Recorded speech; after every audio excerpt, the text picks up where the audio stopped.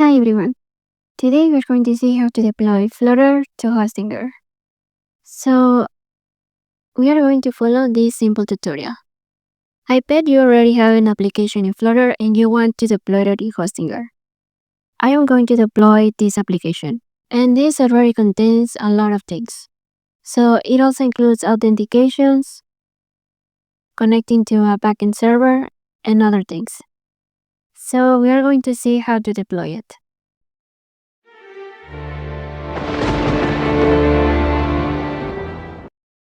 Well, first we are going to start by having an account in Hostinger. You can also extend this tutorial to other hosting services, as they are usually similar. So we are going to navigate to the dashboard, and then we are going to click in websites. This view has been updated recently, so I'm updating this tutorial. So we are going to look out for two things. If you want to create a new domain, you can click in Add Website. And here we are going to select Custom PHP HTML website. Here you are going to put your domain name. If you want to create a new one, you will be able to put something here and it will tell you the price.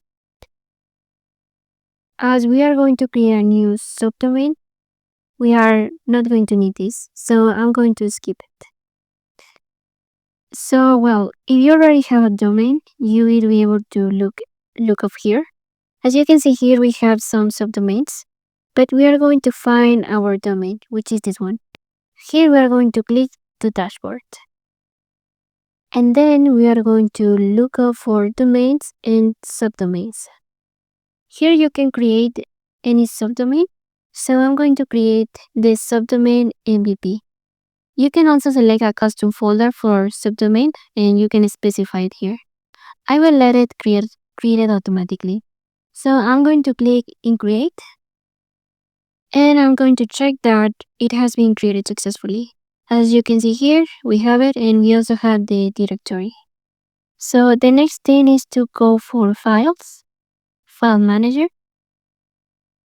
And from here, we are going to click in access files of our domain, navigate to public HTML, and finally open the folder of our domain or of our subdomain.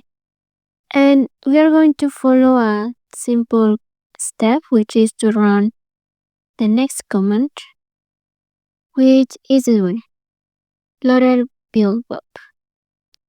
So I'm going to open a terminal and I'm going to paste it. This will create the files under the build folder and under the web folder. So let's wait. In the meantime, you can see what it already has. This is our local. So I'm going to navigate to our subdomain and it's going to have our default PHP. As you can see, it is showing the default file that is here, this one. So let's just see if it already finished it. As you can see, it finished compiling it. So we are going to go here to our folder and we are going to navigate to this folder.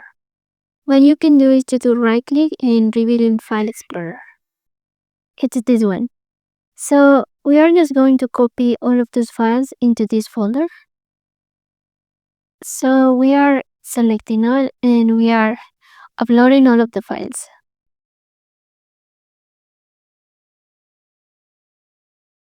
So now we have all set. Now let's reload it.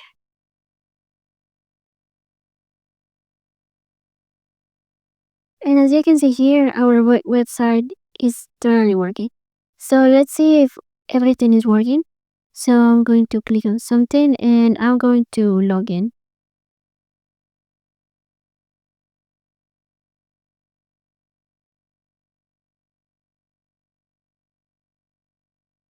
So alright, as you can see, everything is working fine. So I'm going to just test some things. And yeah, it's working properly. So I'm going to home. And that's it. This is actually calling a backend server made in Laravel. I'm going to show you here. So you may have also this, you may be using something like this for your database actions. And in the next video that it's appearing here, I'm going to show you on how to set it properly. As you can see here, let me show you.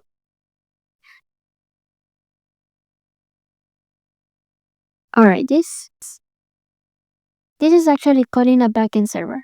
So please, if you have a backend server that you are calling in your Flutter website, please feel free to watch it, and otherwise, you are all set and enjoy your application.